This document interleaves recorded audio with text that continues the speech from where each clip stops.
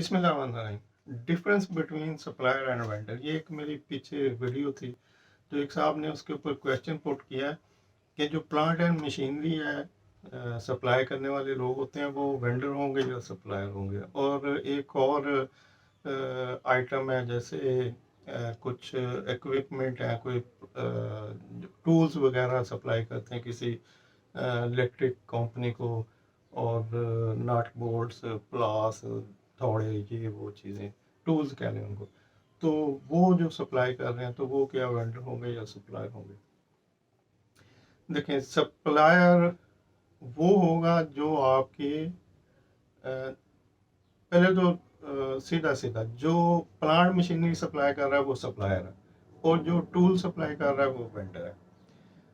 تو یہ تو جواب ہو گیا.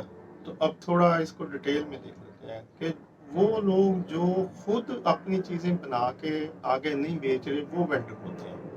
یعنی ہر وہ بندہ وینڈر ہے جو کہیں سے خریدتا ہے اور آگے سپلائی کر دیتا ہے. تو جو بھی آپ مثلا آپ کو کوئی اسٹیشنری کے آئٹم چاہیے تو آپ اگر تو ڈائریکٹ مینوفیکچرر سے لے رہے ہیں تو وہ آپ کا سپلائر ہے.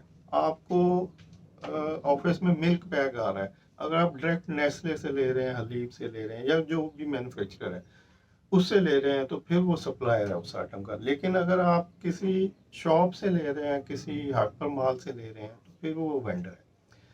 یعنی ڈائریکٹ سپلائی جو کر رہا ہے، جو خود بنا کے سپلائی کر رہا ہے آگے، وہ سپلائر ہے. جو کہیں سے بھی خرید کے لاتا ہے کہ جی آپ کو یہ چاہیے تو میں لے دیتا ہوں، وہ وینڈر ہے.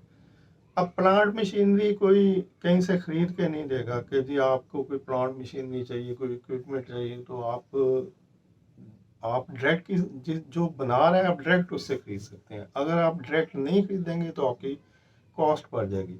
جب بھی کوئی درمیان میں آدمی آئے گا تو وہ جس جگہ سے خرید کے آپ کو دے گا تو وہ کاسٹ بڑھ جائے گی. تو آپ ڈائریکٹ خود کیوں نہیں خریدیں گے؟ تو جب بھی آپ ڈائریکٹ کسی مینوفیکچرر سے خریدیں گے تو وہ مینوفیکچرر آپ کا سپلائر ہوگا، اور سپلائر سے پھر آپ کو اسٹریٹجک ریلیشن شپ ڈیولپ کرنی پڑتی ہے. اسی لیے کہ آپ نے اس پلانٹ اینڈ مشینری والے سپلائر سے سروسز لینی ہوتی ہے. اگر آپ کا پلانٹ اگلے 10 20 سال 50 سال چلنا ہے تو آپ کو اس سپلائر کی اگر اتنے ہی سال ضرورت پڑنی ہے، آپ نے اس سے سروسز بھی لینی ہے، آپ نے اس سے پارٹس بھی لینے ہیں، اس کو اوور ہال بھی کروانا ہے، جو بھی آپ کی ریکوائرمنٹ ہے اس سے چلتی رہنی ہے.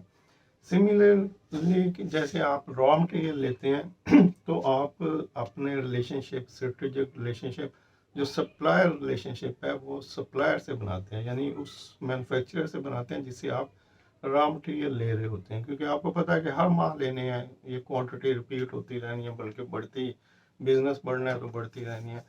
تو وہاں پہ آپ اسٹریٹجک ریلیشن شپ کرتے ہیں، سپلائر ریلیشن شپ مینجمنٹ.